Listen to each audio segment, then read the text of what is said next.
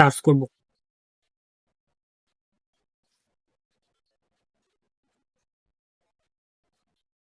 তো এখানে ৪৯ টাকা, এটা কত দিনের জন্য?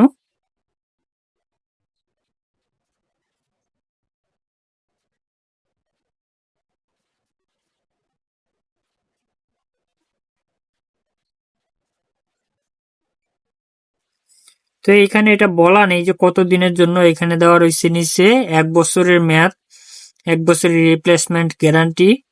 তো এখানে দেখতে পাচ্ছেন এটা চলতেছে আর কি। তো চলুন আমরা ওনাকে নক দিই। তো সেন্ড মেসেজ, এখানে লক দিবেন।